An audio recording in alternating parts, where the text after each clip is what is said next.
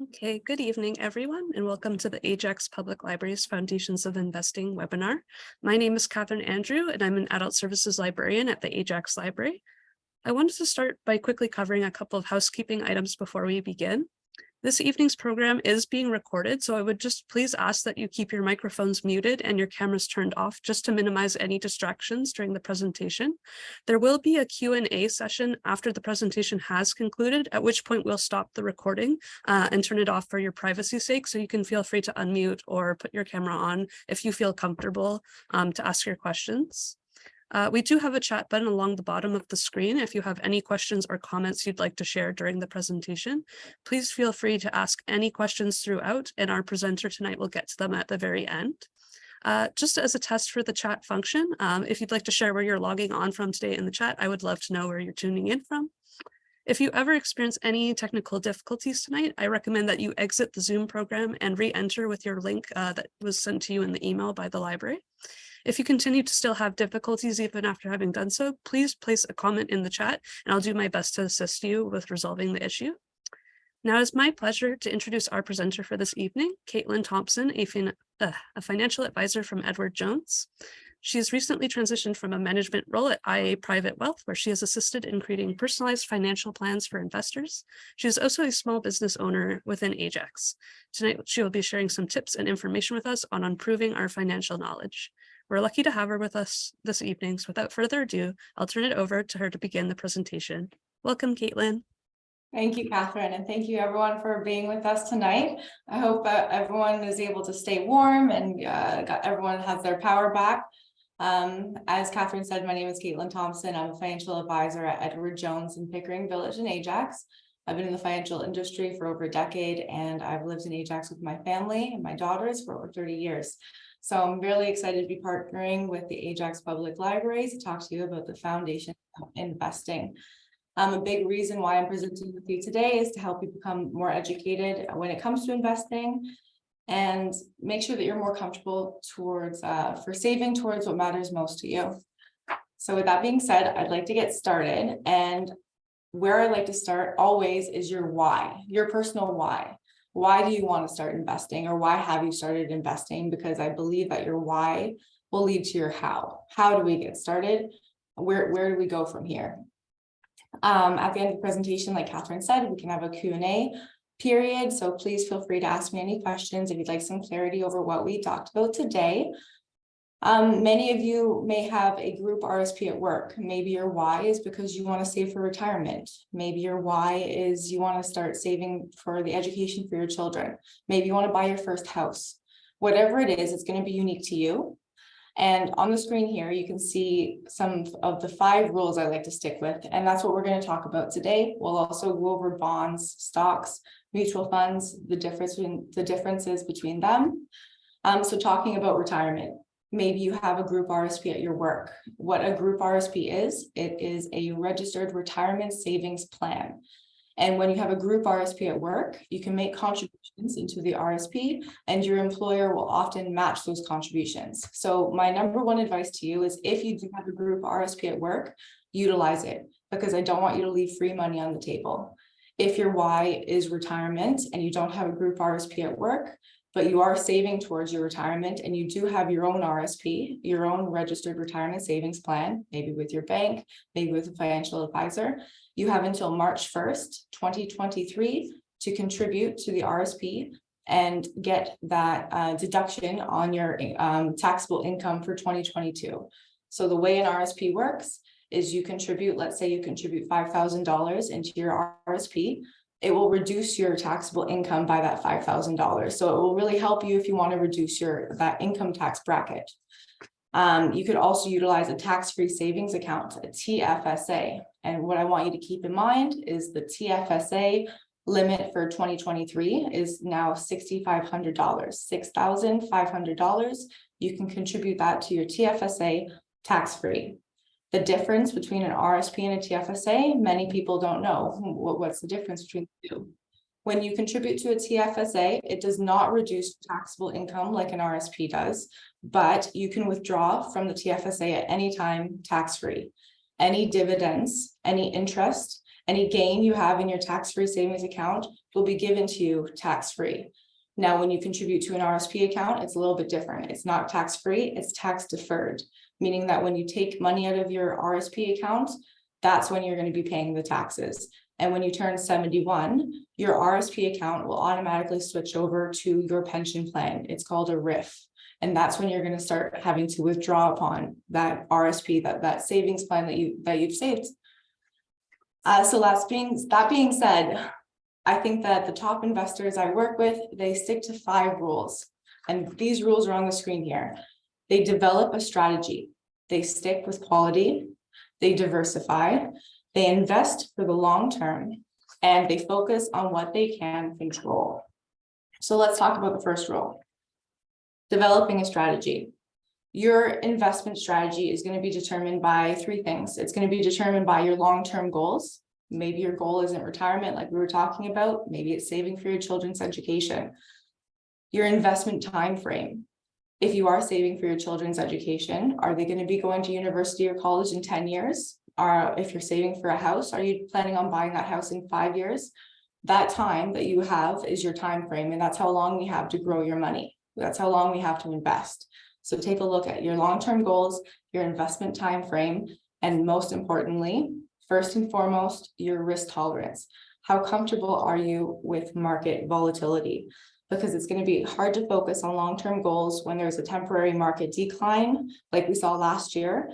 And maybe you find it hard to say no to popular investments. They're temporarily popular. Maybe you want to go in and try to chase that next Bitcoin. It's more likely that you're going to reach your long-term goals if you don't abandon your strategy despite short-term market volatility. Because what I want you to keep in mind is that historically, markets will rebound. Even after a bear market, it's going to rebound. We'll talk about bull and bear markets a little bit later on, but that's why I want you to keep in mind. It's about time in the markets, not timing the markets. Develop your strategy and stick to it. Rule number 2 was sticking with quality investments. There's over 65,000 stocks that you could purchase globally, and it can be difficult to find the right ones for your portfolio. What I want you to consider is, research and stock analysis is vital when you're looking at stock. What's the fair market value of the stock? Does it pay a dividend? If you get a tip on today's hot investments, I want you to approach it very carefully. Because as I said, research is vital, and same goes for bonds. We'll talk about bonds a little bit later on. If you're going to buy a bond, don't be tempted by lower quality bonds paying higher rates, because with higher rates comes the increased risk that these bonds will fail to make interest payments. Of course, stocks and bonds are just 2 of the investment types that you could purchase. Talk to a financial advisor, see what works best for your strategy. So speaking of diversification, that's the rule number 3. We spoke about stocks and bonds, but what is diversification? I want you to think of your portfolio like an elevator. If the elevator is only held up by one cable, if anything happens to that one cable, it will come crashing down. Similarly, that's what I want you to think about diversification. If you have multiple cables holding up the elevator, even if that one cable is performing poorly, you have the other cables holding you up. Diversification isn't going to guarantee that you're going to make a profit or keep you from losing money, but it will help reduce your risk. And another way to think about diversification is asset allocation. And we could look at this pyramid here as an example. Let's take a look at the blue part of the pyramid. That blue part of the pyramid, that foundation of the pyramid is going to be your cash. It's going to be your savings. It's not allocated towards investment dollars. Maybe it's getting a little bit of interest, but it's very low risk, and it's going to keep you on the ground. Moving up to the orange part of the pyramid, think of that as any GICs or bonds. They're earning regular interest. It's relatively low risk. And as you move further up the pyramid, that's going to be your stocks, your mutual funds, your ETFs. The higher up the pyramid you go, the more risk you're going to take. Your asset allocation is going to be unique to you, depending on how comfortable you are taking on more risk. But make sure you have that foundation of solid cash, GICs, stocks, that's what diversification is, keeping you afloat. I mentioned bonds, but many people don't understand what a bond is. Maybe you don't know what I mean by bonds. So when we talk about a bond, I want you to think of a bond like an IOU. When you're purchasing a bond, you are lending your money to the issuer of the bond. And in turn, the issuer is writing you back an IOU. They're going to pay you your money back at a certain time frame in the future. And that time frame is the maturity date on the bond. And in turn, for lending them your money, they're going to pay you some interest. Usually twice a year, the bond will pay you some interest up until that maturity date, up until that IOU is due. Many times a bond minimum investment is $5,000. And the important thing to note is that when interest rates go up, bond prices tend to decline. So yesterday we had the Bank of Canada announce that the interest rate hike another 1/4%. So bond prices and interest rates, they have an inverse relationship. When bond prices go up, when bond prices go up, that's when interest rates go down.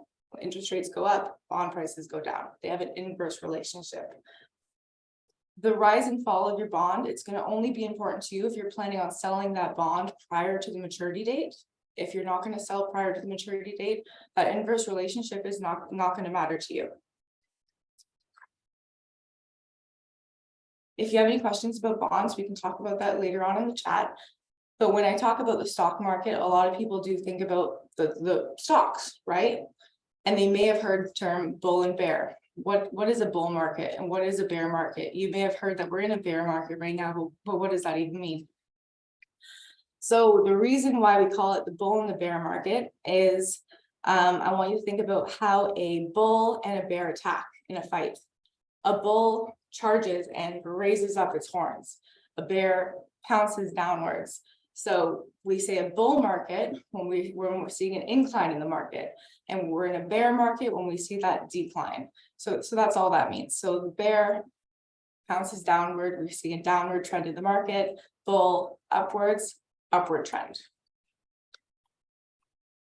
And moving on to stocks. This is going to be a very simple analogy of how stocks work.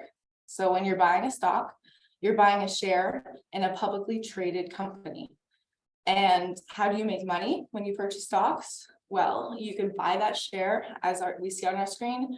You're buying it for $20 and you're selling it when that share reaches $30. That $10 is your capital gain. And stocks could also pay you some dividends. Like we mentioned before, a dividend is when the publicly traded company is sharing earnings with its shareholders in either cash or additional shares. Personally, I love dividend paying stocks. They're usually paid by well-run companies with consistently strong earnings. And that's actually the focus on our screen here. Is you can see that when stocks paid a dividend, they historically perform better than stocks that don't pay a dividend. So when you're investing in your own portfolio, pay attention to are they dividend paying stocks, because they're usually high quality companies. Even as we mentioned, the bull and the bear markets, even in bull and bear markets, dividend paying stocks usually outperform non-dividend paying stocks.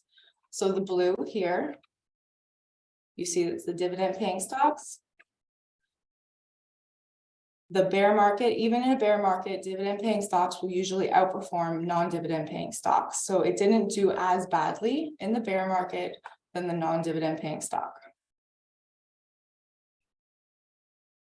Okay, so we spoke about bonds, we spoke about stocks, but maybe you own mutual funds in your bank. Maybe you already own mutual funds. You've probably heard about mutual funds.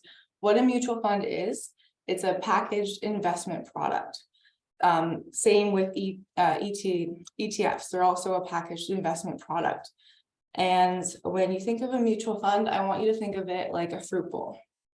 The mutual fund is the bowl, and it has a fund manager who are selecting stocks, bonds, or a combination of the two to make up the fruit in that fruit bowl. So when you own a mutual fund, you have built-in diversification because many mutual funds have over 100 stocks in that mutual fund.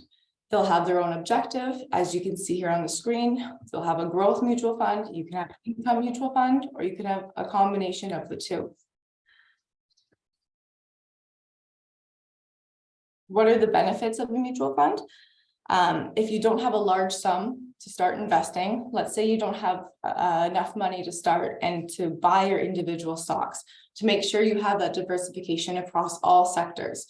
Maybe you don't have that $5,000 to buy the bond, the minimum investment. When you buy a mutual fund, a lot of the time you can start investing in mutual funds with only $50 a month, and you have that built-in diversification. You also have a fund manager who is controlling the investments, responsible of the performance for you. So it takes that burden off of you. How do mutual funds make money? Same as we discussed with bonds and stocks. We said that bonds earn interest, stocks earn dividends. If your mutual fund owns bonds, it's going to earn the interest. If your mutual fund owns stocks, it's going to earn the dividends. Of course, the share price of a mutual fund can increase in value. So if you sell it at a high, you'll earn money that way. It's not going, the diversification is not going to save you from any market volatility. No investment is risk-free. It's very important for you to note that.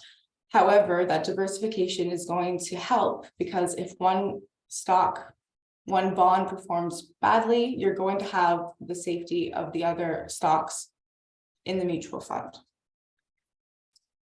And of course, rule number 4 is investing for the long term, because the best asset allocation policy in the world is not going to matter much if you don't stay invested.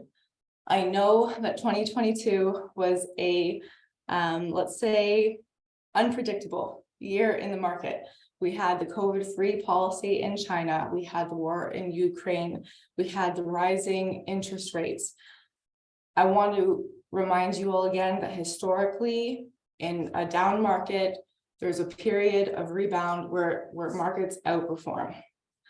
It's about time in the markets, not timing the markets. We don't have a crystal ball, but as long as you stick to that strategy, that rule number 1, sticking to your strategy, not reacting with emotions, invest for the long term, you're going to be okay.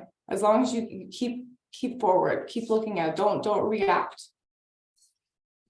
I know it's unpredictable, but as long as you have a financial advisor, ask questions. It's always free to call us. It's always free to talk to your own advisor. Go to your bank, talk to your bank representative. Say, you know what, tell me how you think the market's going to perform. A good way to take advantage of time in the markets is through systematic investing. So I said with mutual funds, you can start investing with as little as $50 a month. Ask your financial advisor, your bank representative about pre-authorized contributions plans. Ask your financial advisor, your bank representative about dollar cost averaging. This is just an example on screen here, what dollar cost averaging means. So instead of putting that lump sum in of $5,000 at $20 a share, spread it out to $417 a month. And then you can see that as the share price goes up, goes down, goes up, goes down, on average, it's now $17 a share. That's what a high level explanation of what dollar cost averaging is. And finally, rule number 5 is focus on what you can control, because you cannot control the economy, but you can control your saving and spending habits. You cannot control tax laws, but you can invest in a TFSA, an RRSP. If you're investing in a non-registered account, keep in mind that when you sell and you make a profit in a non-registered account, you have to worry about those capital gains. So make sure that you're taking advantage of all tax-free savings accounts, tax-deferred accounts. You cannot control that all investments have risk, but you can complete a risk tolerance questionnaire. Make sure that you are investing in holdings that you are comfortable holding, that when you see that volatility, it's not too high risk for you. And I know that we've covered a lot today. We've talked about developing a strategy, sticking with quality, diversification. I really hope that you have some basic understanding of the fundamentals of investing now, and I really hope that we can go over any questions you may have. Thank you for allowing me to talk to you tonight. I hope it wasn't too overwhelming. All right, Catherine.